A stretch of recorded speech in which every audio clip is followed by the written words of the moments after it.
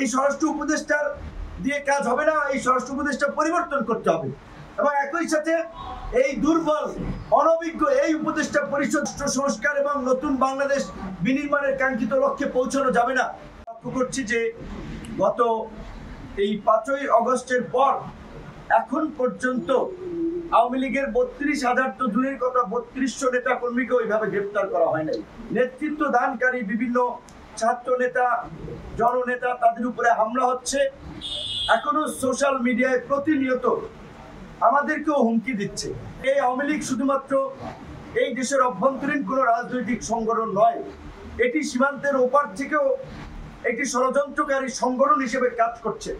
জামাত সহ বেশ কয়েকটি ইসলামী সংগঠন, শিবিরের ছেলেরাও ছিল, তারা শাহবাগে আপনার আন্দোলন করেছে। আমরা গণ অধিকার পরিষদের পক্ষ থেকে এই পল্টন প্রেস ক্লাব এলাকায় আমরা মিছিল সমাবেশ বিক্ষোভ করেছি। গতকালকে আমরা যমুনায় আমরা ঘেরাও করতে চেয়েছিলাম, সরকারের পক্ষ থেকে অনুরোধ করা হয়েছে যে আমাদের সম্মানিত মাননীয় প্রধান উপদেষ্টা বিষয়টি নিয়ে কনসার্ন, কাজে তার উপরে আমরা ওইভাবে প্রেশার যেন না তৈরি করি, কারণ তিনি তরুণদের কথা ছাত্র যুবকদের কথা শুনেই আগামী বাংলাদেশের একটা গতিপথ ঠিক করতে চান। আমরা সরকারের প্রতি আস্থাশীল হয়ে আমরা যমুনার ঘেরাও কর্মসূচি করিনি।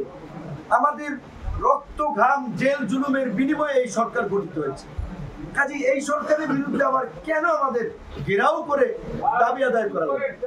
এই সরকারের উপদেষ্টা পরিষদে যারা আছেন তাদের কারো কারো মধ্যে আপোষকামী মনোভাব। বিদেশি দূতাবাসে একজন নয় 3 জন গিয়ে গোপন মিটিং করে তার কয়েকদিন পর দেখি করিডোর দেওয়া হয় এবং আওয়ামী লীগের পুনর্বাসনের সিদ্ধান্ত নেওয়া হয়। জনাব আব্দুল হামিদ পালিয়ে যান এবং রাষ্ট্রপতির এবং এই আমাদের স্বরাষ্ট্র উপদেষ্টার নাটকটা দেখেছেন, কিশোরগঞ্জের এসপিকে প্রত্যাহার করেছে।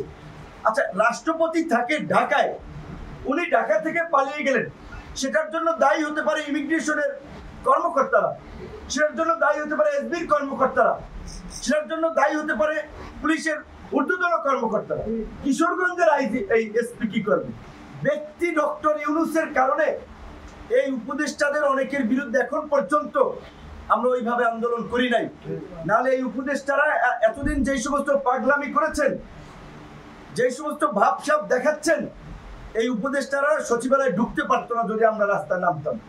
আওয়ামী লীগকে পুনর্বাসন করতে হবে, বিদেশিদের চাপ আছে, না হলে গ্রহণযোগ্য হবে না, এই সেই কথাবার্তা বলে, যার ফলে সরকার গত 9 মাসে আওয়ামী লীগের প্রতি কিছুটা নমনীয় ভাব দেখিয়েছেন এবং স্বরাষ্ট্র উপদেষ্টা পুরোপুরি ব্যর্থতার পরিচয় দিয়েছেন।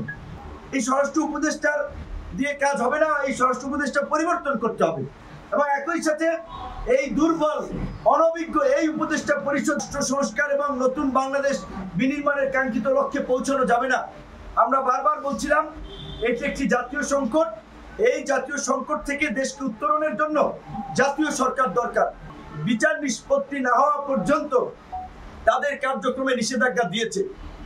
আমরা নির্বাহী আদেশে একেবারে চূড়ান্ত নিষ্পত্তি চাই না, আমরা বিচারিক প্রক্রিয়ায় তাদের একটা নিষ্পত্তি চাই, কারণ তারা গত 16 বছরে যেই গুম খুন মানবতা বিরোধী অপরাধ এবং গণতন্ত্রকে ধ্বংস করে একদলীয় শাসন ব্যবস্থা কায়েম করেছিল, তাতে বিচারিক প্রক্রিয়ায় আওয়ামী লীগ নিষিদ্ধ হয়। কিন্তু সেই বিচারিক প্রক্রিয়াকে এগিয়ে নেওয়ার জন্য এই একটা ট্রাইব্যুনাল দিয়ে এটা সম্ভব নয়। আপনার স্বপ্নগুলো আকাশ ছুবে প্রবাসীর হেলিকপ্টারের মাধ্যমে। বিয়ে, জন্মদিন অথবা যে কোনো বিশেষ প্রয়োজনে হেলিকপ্টার ভাড়া করতে যোগাযোগ করুন স্ক্রিনে দেয়া নাম্বারে। প্রবাসীর হেলিকপ্টার, নিরাপদ ও সাশ্রয়ী বাহনের বিশ্বস্ত নাম।